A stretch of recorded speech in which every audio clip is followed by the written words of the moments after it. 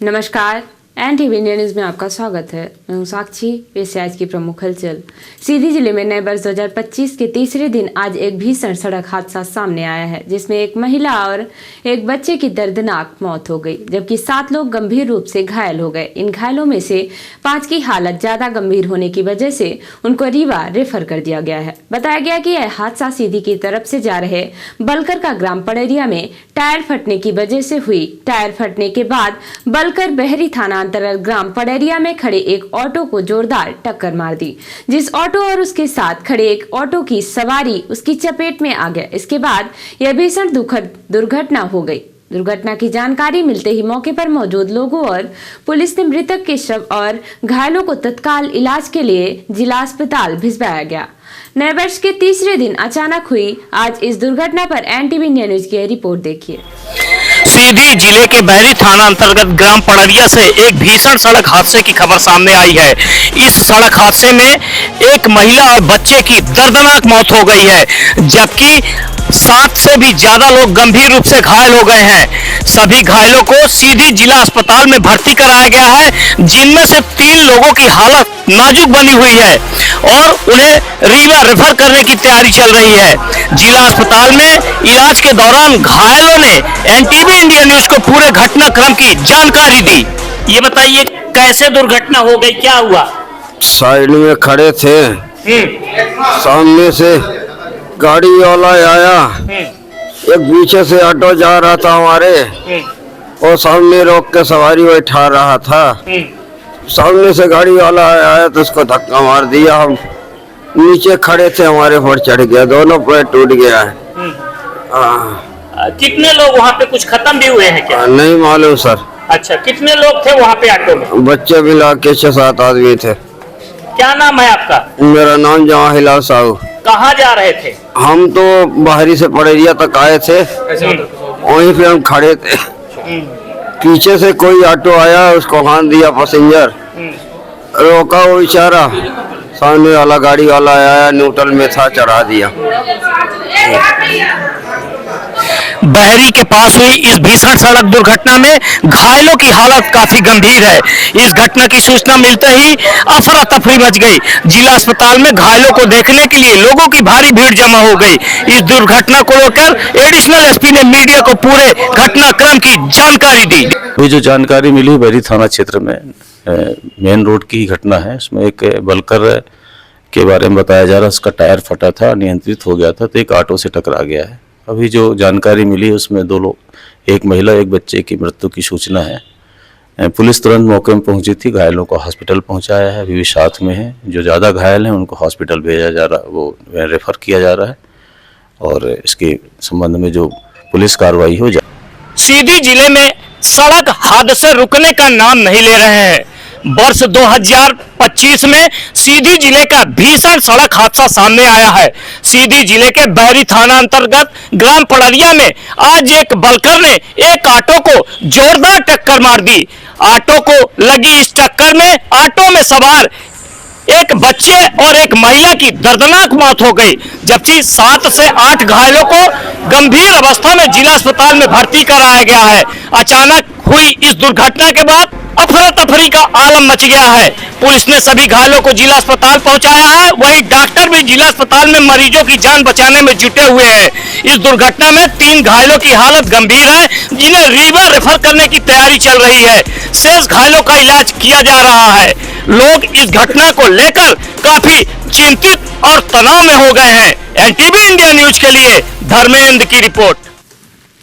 सीधी जिले की पुलिस के कंधों पर जिले से अपराधों पर लगाम लगाने, जिनमें हत्या, डकैती, लूट, बलात्कार, आर्थिक अपराध, साइबर अपराध सहित अन्य अपराधों पर भी कार्यवाही करके जनता को न्याय देने की जिम्मेदारी है। लेकिन इसके साथ साथ पुलिस के कंधों पर सोशल पुलिसिंग की भी जिम्मेदारी है। इन सभी जिम्मेदारियों का निर्वहन करते हुए सीधी की पुलिस सोशल पुलिसिंग का भी पूरी जिम्मेदारी और संवेदनशीलता के साथ अपने कर्तव्य का निर्वहन कर रही है।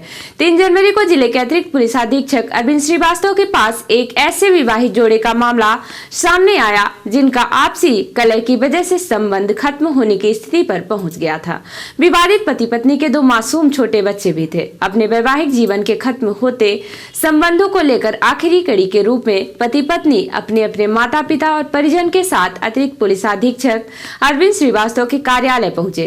अतिरिक्त पुलिस अधीक्षक ने पति सुधांशु, पत्नी शिवानी निवासी डड़िया चुरहट और उनके परिजनों की बातों को गंभीरता से सुना और उसके बाद उन्होंने विवाहित जोड़े को बड़ी ही संवेदनशीलता के साथ वैवाहिक जीवन के महत्व और वैवाहिक जीवन के दौरान आने वाली कठिनाइयों की बारीक से बारीक अनुभवों की समझाइश दी।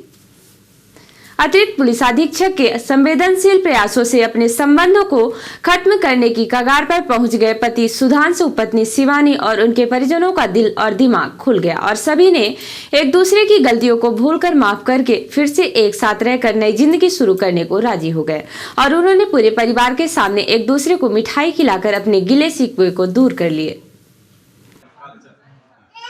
चलो तुम भी मिठाई खिलाओ उसको, वही वाली, चलो वही मिठाई खिलाओ उसको भी, चलो थोड़ा इधर देख के। हाँ ठीक है। क्या नाम है तेरा? शिवानी, शिवानी अपने हाथ की मिठाई खिलाओ।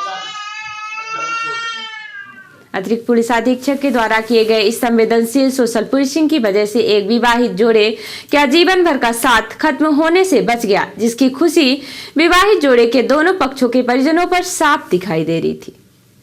इतना ही नहीं, अतिरिक्त पुलिस अधीक्षक अरविंद श्रीवास्तव भी वैवाहिक जोड़े के टूट रहे संबंधों को फिर से बचा पाने में कामयाब रहने पर उनकी खुशी उनके चेहरे से झलक रही थी।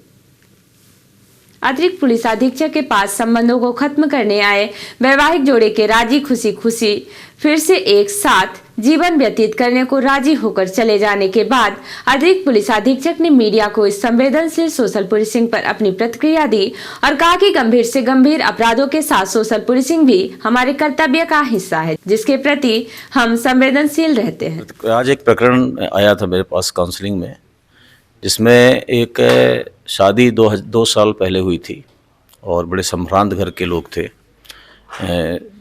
जो कन्या पक्ष था वो भी आया हुआ था, उसके साथ उनकी माँ, दादी, बड़े पिताजी, बब्बा वगैरह थे सब, और लड़के के तरफ से उसके पिता, माता और उनके परिजन थे। सबसे पहले काउंसलिंग एक दिन पूर्व में भी मैंने किया था, जिसमें उन लोगों को मैंने उनकी आत्मा को जागृत करने वाली बातें कही थी, आत्मचिंतन करने का मौका दिया था। इसके बाद मैंने आज उनको बुलाया था।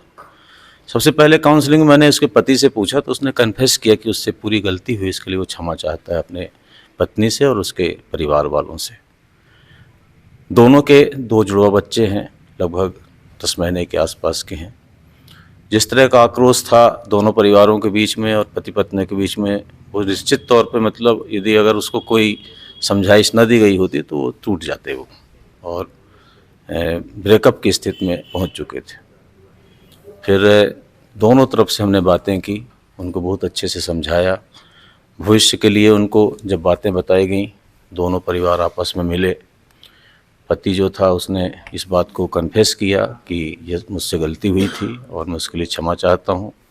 उसके बाद पत्नी जो थी वो भी आक्रोश में थी।